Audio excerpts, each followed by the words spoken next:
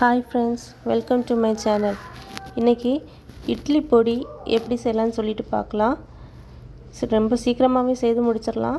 அதுக்கு ஒரு பேன் எடுத்துக்கிறேன். அதில் ஒரு 1.5 கப் அளவுக்கு உளுந்து எடுத்துக்கிறேன். இந்த மாதிரி உளுந்தை நல்லா வறுத்துக்கோங்க. உளுந்து நல்லா ப்ரௌன் கலர் ஆகிற வரைக்கும் நல்லா வறுத்துக்கோங்க. உளுந்து நல்லா வறுபட்டு வரணும். இந்த மாதிரி ப்ரௌன் கலர் ஆக ஆரம்பிக்கும் போது நம்ம ஸ்டவ் ஆஃப் பண்ணிடலாம்.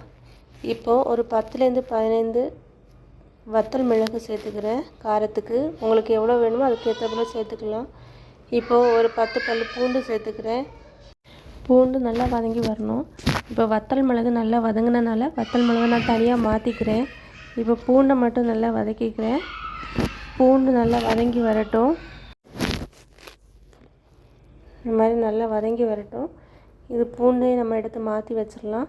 இப்போ ஒரு கைப்பிடி அளவுக்கு கருவேப்பிலை நான் கழுகி காய வச்சு எடுத்துருந்தேன்.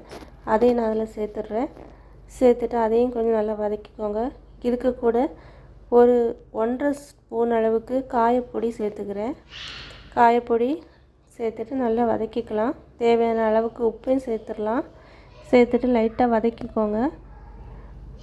அந்த காயப்பொடி கொஞ்சம் வதங்கி வரணும். அந்த அளவுக்கு கொஞ்சம் வதக்கிக்கோங்க. இப்போ இதெல்லாமே ஒரு பிளேட்டில் வச்சுட்டு நல்லா ஆற விட்டுடலாம்.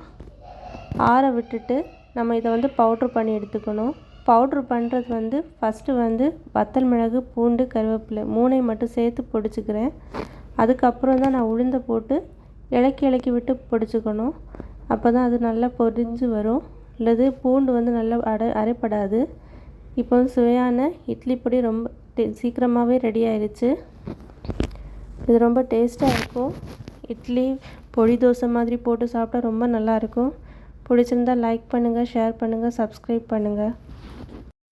தேங்க்ஸ் ஃபார் வாட்சிங்.